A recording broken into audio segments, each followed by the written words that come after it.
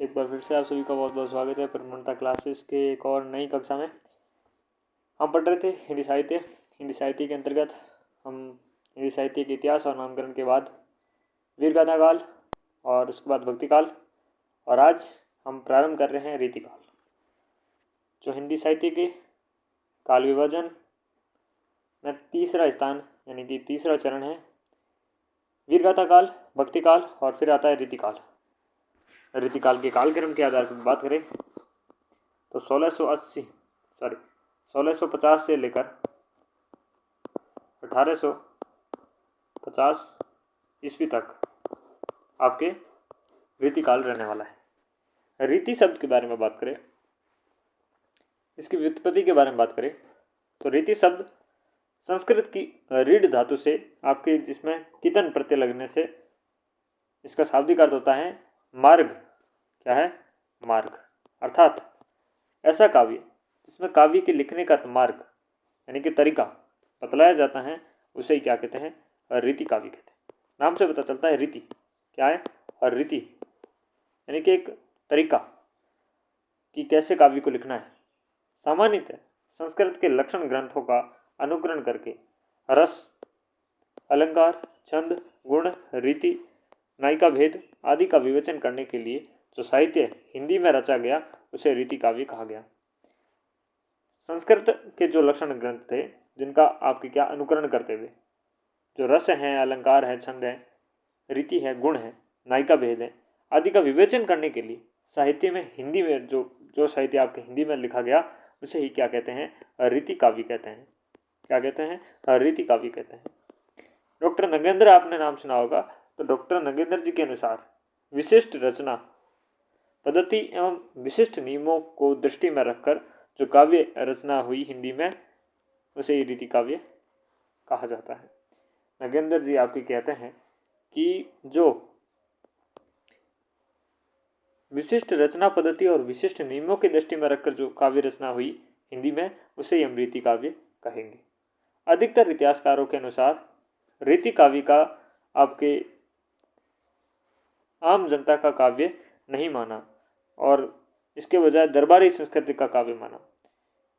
अधिकतर जो इतिहासकार हैं वो कहते हैं कि जो रीति काव्य का जो इतिहास है या रीति काव्य का जो रीति काव्य की काव्य है वो आम जनता के लिए काव्य ना होकर एक दरबारी संस्कृति का काव्य मात्र ही है। आचार्य रामचंद्र जी कहते हैं कि हिंदी साहित्य के उत्तर मध्य भाग आपके हिंदी साहित्य के उत्तर मध्य काल को ही रीति काल के नाम से संबोधित किया जाता है। जो आचार्य रामचंद्र शुक्ल जी हुए उन्होंने अपने जो साहित्य का जो अलग अलग आपके भाग में बांटा तो उसमें हिंदी साहित्य के जो उत्तर मध्य काल था इस उत्तर मध्य काल को ही रीति काल के नाम से संबोधित किया। रीति काल की अगर हम बात करें नामकरण की, क्या नामकरण की कि कौन कौन सा विद्वान इसको किस नाम से जानते हैं, तो देखिएगा हर विद्वान इसे अलग अलग नामों से पुकारता है जिनमें से कुछ प्रमुख इस प्रकार से हैं। तो देखिएगा मिश्र बंधु है, मिश्र बंधु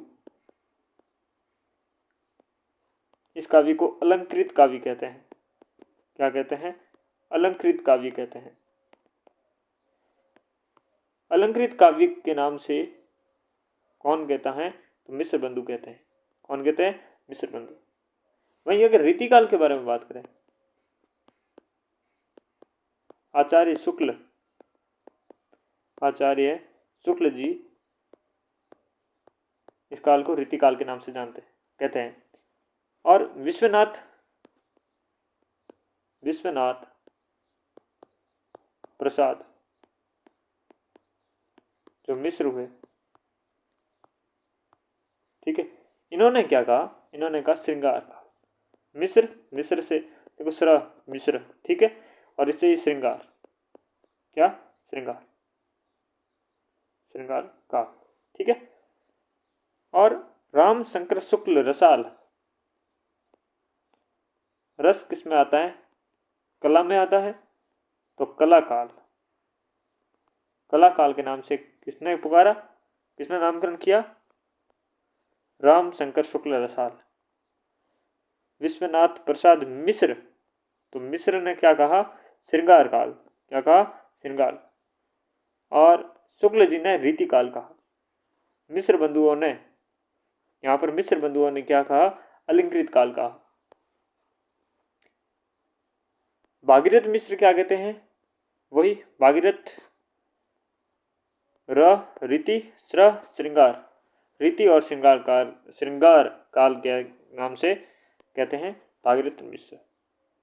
जॉर्ज अब्राहम आपके ग्रेसन ने दी आर्ट्स पोइटिका, दी आर्ट्स पोइटिका, ठीक है। एडविन ग्रीव्ज और ऊपर के एडविन ग्रीव्ज, एडविन तो ये कहते हैं एलाबोराइज्ड पीरियड, ठीक है ना, एलाबोराइज्ड पीरियड, ऐसे एडविन, ऐसे एलाबोराइज्ड, तो नाम मैच हो गए अपने। आगे पृथ्वीनाथ कमल कुल श्रेष्ठ कहते हैं साहित्य शास्त्रीय काल, साहित्य शास्त्रीय काल, साहित्य शास्त्रीय काल, इस नाम से कौन पुकारते हैं? पृथ्वीनाथ कमल कुल श्रेष्ठ। पृथ्वीनाथ कमल कुल श्रेष्ठ नाम क्या देते हैं इन्हें? साहित्य शास्त्रीय काल। राम कुमार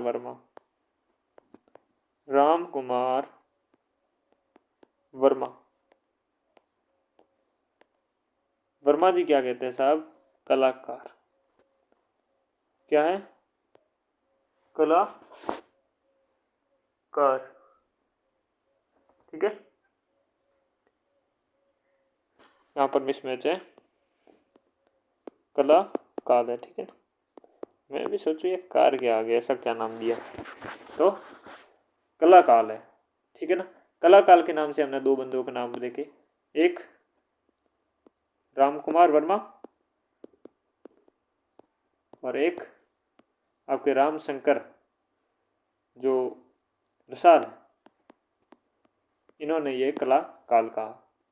कुल श्रेष्ठ जी क्या कहते हैं? साहित्य शास्त्रीय काल। एडविन ग्रीव्स कहते हैं एलाबोराइज्ड पीरियड। जॉर्ज अब्राहम ग्रेसन कहते हैं दी आर्ट्स पोइटिका। भागीरथ मिश्र श्र फॉर श्रृंगार, रीति और रीति और श्रृंगार काल। रामशंकर, अभी रामशंकर बोला ना, हाँ, रामशंकर शुक्ल रसाल कलाकाल। विश्वनाथ प्रसाद मिश्र श्र मतलब श्रृंगार, लेकिन मिश्र बंधु से क्या है? अलंकृत काल। क्योंकि देखो एक इसका भी कुछ सेट करते हैं कि मिश्र और ये बंधु, ठीक है, तो ये क्या है और यहाँ पर ये अलंकृत काल। आचार्य रामचंद्र शुक्ल जी क्या कहते हैं? रीतिकाल। ओके, आगे बढ़ो। अब रीतिकाल के उदय के कारण क्या? भाई भक्ति काल से आगे बढ़कर रीतिकाल क्यों आया? इसके उदय के कारण क्या है? तो देखो आचार्य रामचंद्र जी शुक्ल के अनुसार देखें तो अपने आश्रयदाताओं की रुचि के कारण रीतिकालीन काव्य का उदय हुआ। आश्रयदाताओं की जो रुचि थी, उन आश्रयदाताओं की रुचि के कारण ही रीतिकाल का क्या हुआ? उदय हुआ। ये कहते हैं रामचंद्र जी। आपके आचार्य हजारी प्रसाद द्विवेदी AHPD जी के अनुसार संस्कृत साहित्य में अनेक प्रकार के लक्षण ग्रंथ लिखे गए थे, अतः उनसे प्रेरित होकर हिंदी साहित्य में भी रीति काव्य लिखा जाने लगा। तो कुल मिलाकर संस्कृत साहित्य की प्रेरणा से ये लिखा गया। ये किसने कहा? आपके आचार्य हजारी प्रसाद द्विवेदी जी ने। लेकिन शुक्ल जी तो क्या कहते हैं? आश्रयदाताओं की रुचि के कारण। नगेंद्र जी क्या कहते हैं? दरबारी संस्कृति का प्रभाव होने के कारण उस समय के कवि हताशा एवं निराश हो गए थे, और इसी हताशा और निराशा के कारण अपनी इस निराशा को दूर करने के लिए रीति काव्य के रचा गया। जीवन की बाह्य अभिव्यक्ति से निराशा मुख्य रूप से कारण क्या है, ये नगेंद्र जी के अनुसार। तो देखिएगा, हम उदय के कारण देखे, इनकी परिभाषा तो हमने देखी, लेकिन हमने ये पॉइंट ऑफ व्यू देखे। पहला पॉइंट तो ये रहा अपना कि आश्रयदाताओं की रुचि। दूसरा कारण ये रहा संस्कृत साहित्य में प्रेरणा का प्रभाव, संस्कृत साहित्य में आपकी प्रेरणा का प्रभाव, और साथ में जीवन की बाह्य अभिव्यक्ति से निराशा। तो जीवन की बाह्य अभिव्यक्ति से निराशा हुई, संस्कृत साहित्य से प्रेरणा मिली और उनका प्रभाव आया, और आश्रयदाताओं की रुचि के अनुसार।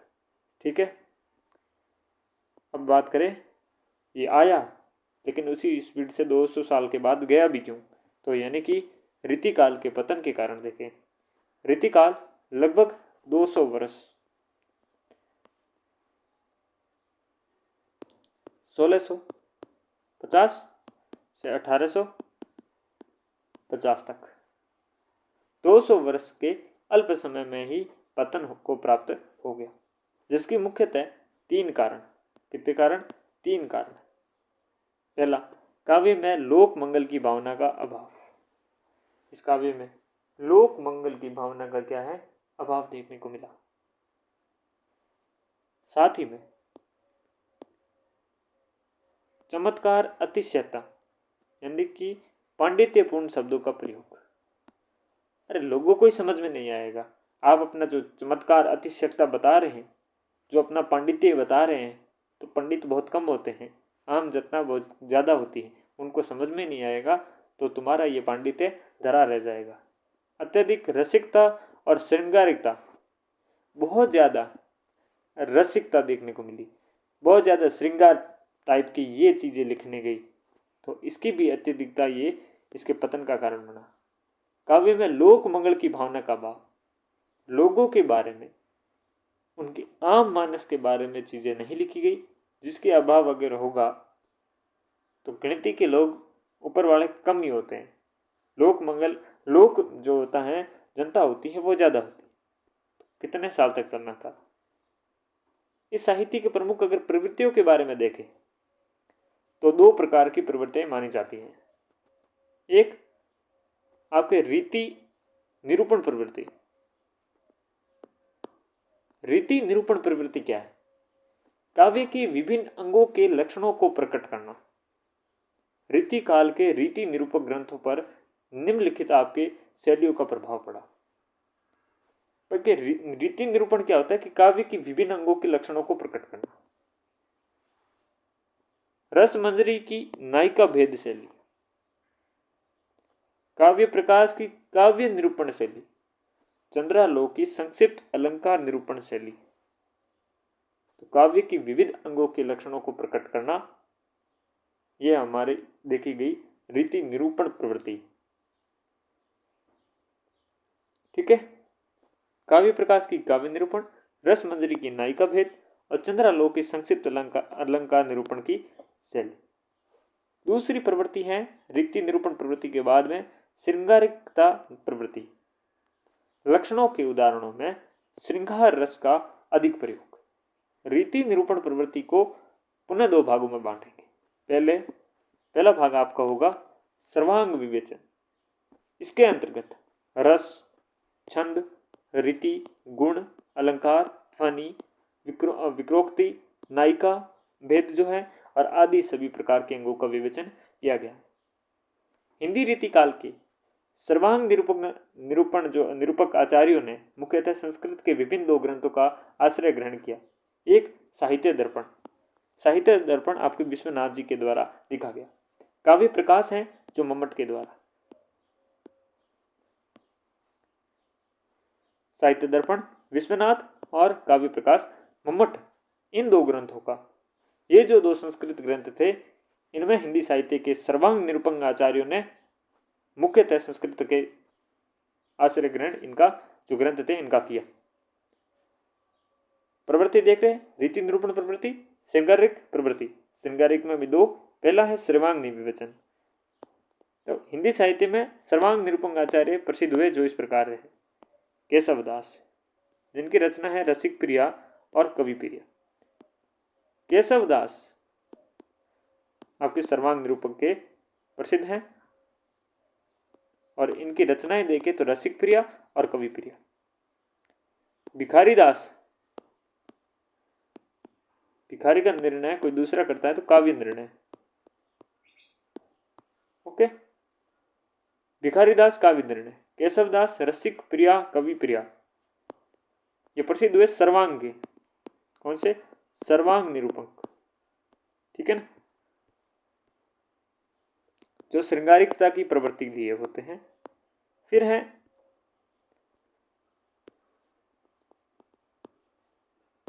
रचना का नाम है सभा मंडन, जो किसकी है, अमीर दास।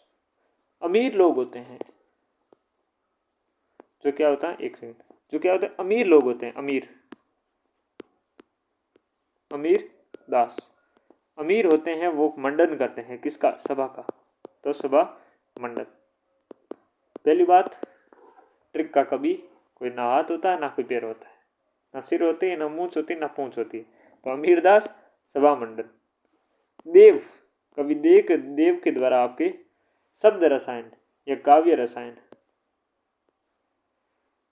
शब्द रसायन या काव्य रसायन, देव। चिंतामणि त्रिपाठी, चिंतामणि त्रिपाठी, जिसको चिंता होती है, ठीक है, वो इतना बड़ा अटपटा नाम लिखता है, वो लिखता है कवि कुल कल्प तरु, कवि कुल कल्प तरु। इतना बड़ा नाम कौन लिखता है जिसे चिंता होती है, तो चिंतामणि त्रिपाठी। कुलपति मिश्र, कुलपति मिश्र रस रहस्य, रस रहस्य। कुल का जो पति होता है उसके पास बहुत सारे रहस्य होते हैं कि कुल कहाँ से आया और कैसे आगे बढ़ा, तो कुलपति मिश्र के पास रस रहस्य। सोमनाथ, क्या, सोमनाथ, सोम, सोम मध्य रस, रस पीयूष निधि, रस पीयूष निधि। सोमनाथ, सोम रस पीयूष निधि, रस पीयूष निधि। प्रतापशाही,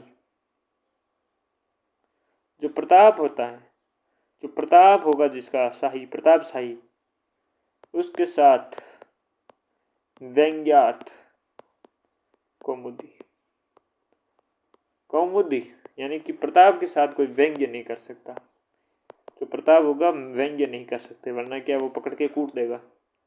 तो प्रतापशाही व्यंग्यार्थ कौमुदी। गवाल कवि, अगला क्या नाम है, गवाल कवि, गवाल कवि, गवाल कवि आपके साहित्यानंद, साहित्य प्लस आनंद, कवि को साहित्य पढ़ने से आता है आनंद, तो ग्वाल कवि। कुमार मणि, क्या है, कुमार मणि, कुमार मणि, जिसके पास होगी मणि उसे रसिक ही नहीं रसाल भी आएगा, रसिक रसाल, कुमार मणि रसिक रसाल। समझे, आगे बढ़े।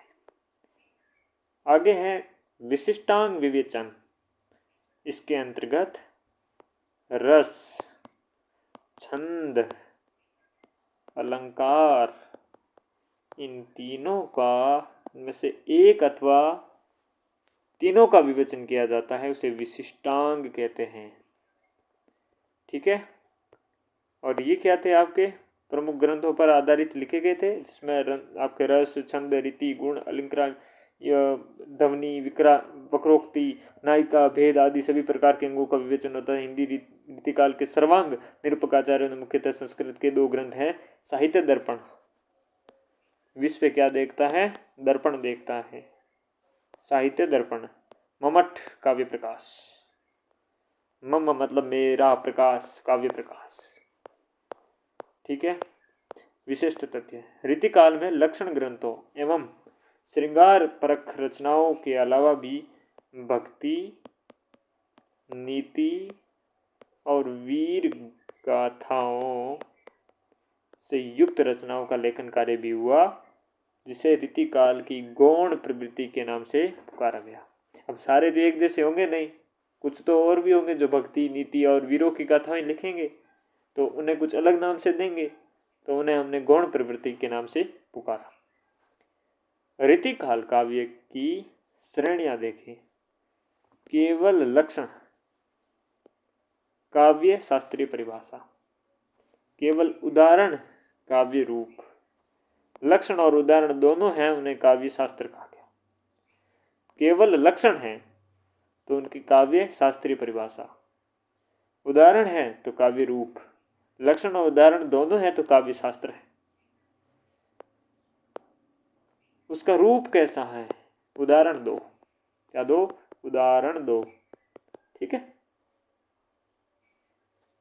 परिभाषा लक्षणों पे आधारित।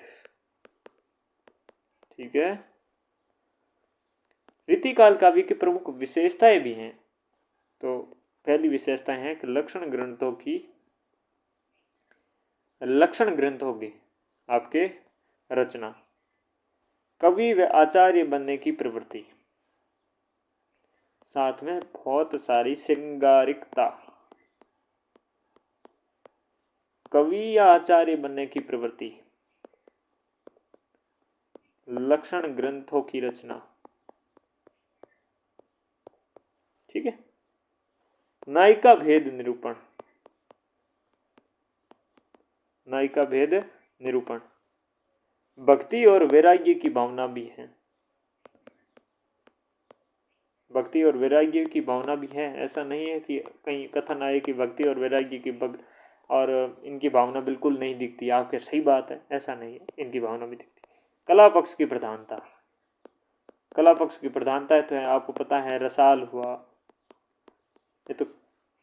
ये जो रसाल जी है हमारे, उन्होंने तो कला काल कहा, तो कला पक्ष की प्रधानता तो होनी है।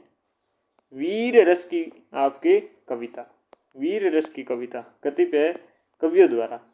ठीक है ना। वीर रस की कविता भी देखने को मिलती है। तो वीर रस, भक्ति, वैराग्य की भावना, कला पक्ष, नायिका भेद, श्रृंगारिकता, कवि आचार्य बनने की प्रवृत्ति और लक्षण ग्रंथों की रचना, ये सारी देखने को मिलती है विशेषताएं। काव्य की शिल्पगत अगर विशेषता देखें तो सतसई परंपरा का पुनरुत्थान देखने को मिलता है। श्रुति मधुर एवं कोमल कांत पदावली से युक्त ब्रज भाषा का प्रयोग। अब सीधी बात है, श्रृंगार रस है, तो श्रृंगार रस में कठोर भाषा तो देखने में रही, तो श्रुति मतलब सुनने में जो मधुर लगे, और कोमल कांत पदावली से युक्त ब्रज भाषा का प्रयोग। कौन सी भाषा रे? ब्रज। अब श्रृंगारिकता है तो ब्रज भाषा तो आना लाजमी है। रसानुकूल छंदों का प्रयोग, रस के अनुसार आपके छंदों का प्रयोग किया गया। परंतु प्रधानता किसकी देखी गई है? दोहा छंद की। दोहा छंद की आपकी प्रधानता इसमें देखी गई है। दोहे के अलावा अन्य छंद है श्रृंगार रस, सवैया छंद, वीर रस, कवित छंद। तो ये श्रृंगार रस है, श्रृंगार में आपके सेवैया छंद देखने को मिला है, और वीर रस में कवित छंद। कौन सा छंद? कवित छंद, ये वीर रस में। वहीं श्रृंगार में सवैया छंद आपके देखने को मिला है। रीतिकाल की प्रमुख संप्रदाय एवं उनके प्रवर्तक संस्कृत के लक्षण ग्रंथों की रचना के आधार पर रीतिकाल के मुख्यतः 5 संप्रदाय माने गए हैं। कौन कौन से? इसमें मजा आएगा। आपके संस्कृत के जो लक्षण ग्रंथ हैं उनके रचना के आधार पर रीतिकाल के 5 संप्रदाय बताए गए। बहुत कुछ जानने को मिलेगा। तो संप्रदाय का नाम और प्रवर्तक। रस संप्रदाय। क्या है जी? रस संप्रदाय। तो रस का नाम आए आचार्य भरत मुनि। मुनि मतलब मन में क्या होता है? रस। मन में ही लेते हैं रस का। तो रस संप्रदाय यानी कि आचार्य भरत मुनि। अलंकार। अलंकार संप्रदाय के बारे में बात करें तो प्रवर्तक होंगे आपके आचार्य भामह। कौन होंगे? भामह। भामह मतलब कुछ ऐसी फीलिंग नहीं आ रही कि भवन, और भवन में क्या होता है? अलंकार का काम होता है। क्या काम होता है? अलंकार का काम होता है। तो भामा से भवन, भवन से अलंकार, भवन में ही होगा अलंकार। मुनि, मुनि मतलब मन, मन मतलब रस। रीति संप्रदाय आचार्य वामन।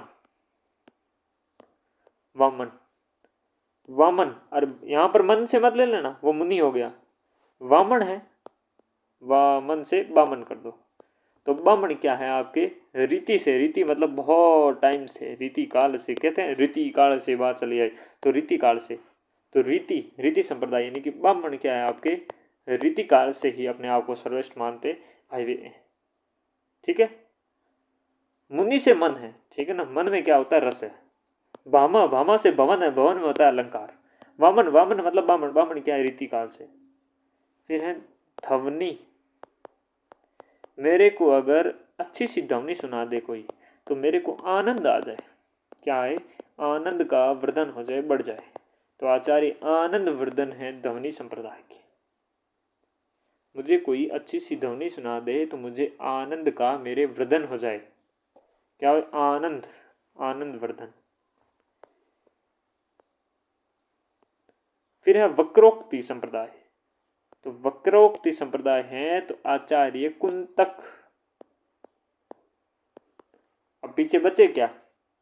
आचार्य कुंतक बचे हैं, तो कुंतक को वक्रोक्ति संप्रदाय कर दो। कोई दिक्कत है क्या? नहीं है ना। तो फिर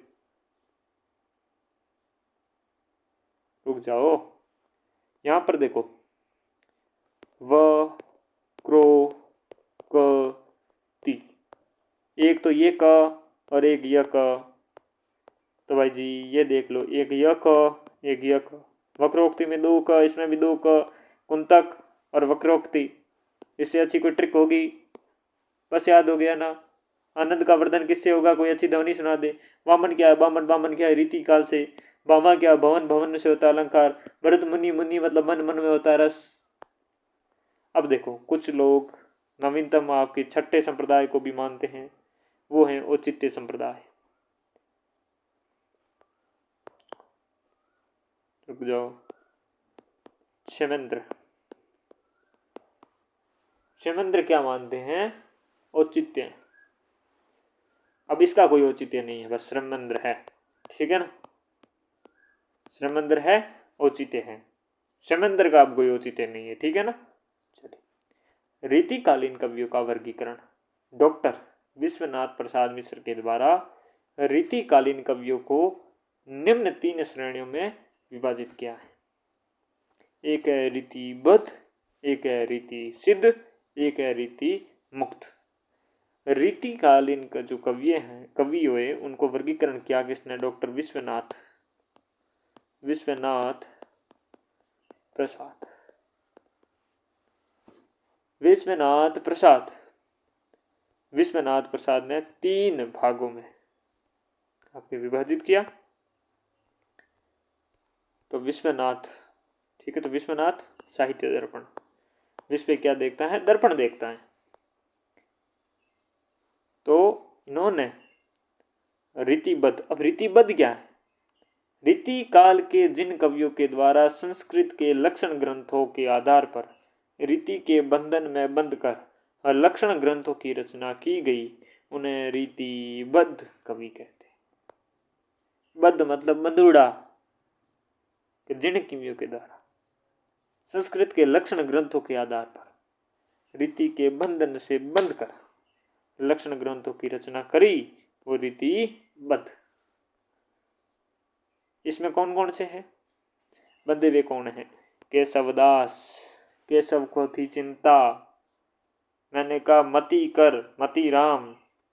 नाम ले देव का, देव करेंगे सुरती, सुरती से होगा मंडन, मंडन से होगा कुल, कुल से पति मिश्र, कुलपति को मिलेगा, पति को क्या मिलेगा? जस कवि, जसवंत सिंह। फिर पद्माकर, पदम, पदम मतलब फूल आपके जो होता है ना वो, तो पदम से क्या है, सोम, सोमनाथ, नाथ, तो नाथ से याद है भूषण, भूषण से याद है कि भूषण मतलब भूषण में सीधे भय से भिखारी दास, ठीक है। भिखारी दास को कभी नहीं मिलती मणि, कुमार मणि, मणि मिलेगी किसे, कवि को, ग्वाल कवि, और कवि को मिलता है रसिक, रस, रसिक गोविंद, इससे भी ज्यादा हो जाते हैं तब रस में लीन, और तोष यानी कि संतोष, तोष कवि, और पद्मा कर। वापस आया नाम, बाकी तो एक ही है, ये हटा दो भले ही, ठीक है, ये हटा दो, ठीक है, और एक ही पद्माकर बहुत है अपने। केशवदास, चिंतामणि, मतीराम, देव, देवदत्त, सुरती मिश्र, मंडन मिश्र, कुलपति मिश्र, जसवंत सिंह, भिखारी दास, सोमनाथ, कुमारमणि, भूषण, ग्वाल कवि, रसिक गोविंद, रसिक, रसलीन और तोष कवि, ये सारे क्या हैं आपके, इसमें रीतिबद्ध में है। डॉक्टर बच्चन सिंह ने रीतिबद्ध कवियों को दो श्रेणियों में बांटा। एक है रीति चेतस कवि, केवल लक्षण लिखने वाले कवि हैं चेतस कवि, और चेतस काव्य, ये हो गए रीति चेतस कवि, और एक होगी काव्य चेतस कवि, लक्षण और उदाहरण दोनों लिखने वाले वो क्या है, काव्य चेतस कवि, इसके अनुसार, डॉक्टर बच्चन सिंह के अनुसार। अब हम बात करें किसकी, तो रीति सिद्ध कवि। रीति सिद्ध कवि, रीति काल के वे कवि जिनके द्वारा लक्षण ग्रंथों तो नहीं लिखे गए, परंतु उनके उल्लेखित नियमों का पालन करते हुए, भाई देखो जो लक्षण ग्रंथ थे उन्हें तो नहीं लिखे, लेकिन उनके जो नियम थे उन नियमों का पालना करते हुए काव्य रचना की, उन्हें रीति सिद्ध कवि कहा गया, जिसमें निम्नलिखित हैं बिहारी, रसनिधि, सेनापति, नेवाज, पजनेश, अठिजी, बेनी, कृष्ण कवि, राम सहायदास, वृंद कवि, नृपु, नृपशंभु, विक्रमादित्य। बिहारी जी क्या है, बिहारी जी बड़े सिद्ध आदमी हैं, तो रीति सिद्ध, सिद्धि से मिलेगी निधि, तो रस निधि। सेनापति हमेशा आपको पता है बातों को मानेगा, यानी कि नियमों की पालना करेगा, तो कौन है, रीति सिद्ध सेनापति। सेनापति का संबंध नवाज यानी कि नेवाज से। पजनेश, हठीजी, हठ किसका करेंगे, नियमों का करेंगे। नृप शंभु, तो नृप शंभु भी अब नियमों में है। विक्रमादित्य, वृंद कवि, राम सहाय, सहायता किसके, नियमों की सहायता करेंगे, राम सहायदास, कृष्ण कवि और बेनी, ठीक है। अब जो है सो है। आचार्य रामचंद्र शुक्ल ने रीति सिद्ध कवियों को स्वच्छंद, आपके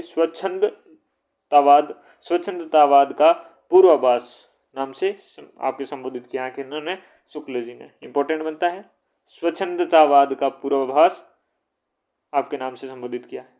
आचार्य विश्वनाथ प्रसाद मिश्र ने रीति सिद्ध कवियों के संदर्भ में लिखा है, शास्त्र स्थिति संपादन मात्र इनका लक्ष्य नहीं था, कहीं तो चमत्कार आपके चमत्कारिकता इसे के लिए ये उक्तियां बांधते थे, और कहीं रसाभिव्यक्ति के लिए रीति शास्त्रों की गिनाई हुई सामग्री का त्याग करके अपने अनुभव और निरीक्षण से प्राप्त उपलब्धि सामग्री या नूतनता का आपके सन्निवेश करते थे। कौन कहता है ये सारी बातें, आचार्य विश्वनाथ प्रसाद। स्वच्छंदतावाद का पूर्वाभास कौन कहते हैं, शुक्ल जी कहते हैं।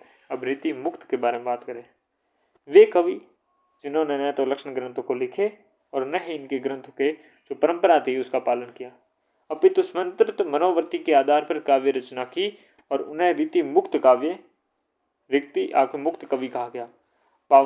भावात्मकता, वक्रता और रहस्यात्मकता रीति मुक्त काव्य की प्रमुख विशेषता मानी जाती है। क्या है, भावात्मकता, वक्रता, रहस्यात्मकता रीति मुक्त काव्य की प्रमुख विशेषता मानी जाती है। इनमें कवि शामिल कौन कौन से हैं, गणानंद, गणा आता है आनंद, जब होते हैं हम मुक्त। भावात्मकता देखी गई है इसमें। वक्रता और रहस्यात्मकता रीति मुक्त काव्य की प्रमुख विशेषताएं हैं। आलम, आलम क्या है? आनंद। जब मुक्त होते हैं तब आलम आता है। बोधा, ठाकुर और द्विजदेव, ये क्या है? घनानंद, आलम, बोधा, ठाकुर और द्विजदेव, ये रीति मुक्त कवि हैं। डॉक्टर बच्चन सिंह ने रीति मुक्त कवियों को दो श्रेणियों में विभाजित किया। एक क्लासिकल कवि, शास्त्रीय ग्रंथों के आधार पर लेखन कार्य करने वाले कवि। एक है स्वच्छंद कवि, जो स्वतंत्र मनोवृत्ति के आधार पर लिखते थे। ठीक है, तो स्वतंत्र मनोवृत्ति के आधार पर लेखन कार्य करने वाले कवि।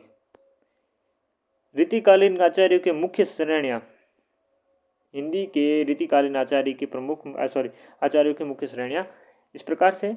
इसको हम एक अलग कक्षा में अपने अगली कक्षा में प्रारंभ करेंगे। ठीक है, तो काफ़ी चीज़ें और पढ़नी है, इसमें 3-4 कक्षा आराम से लगेगी। इस कक्षा में बस इतना ही, मिलते हैं अगली कक्षा में, तब तक के लिए नमस्कार।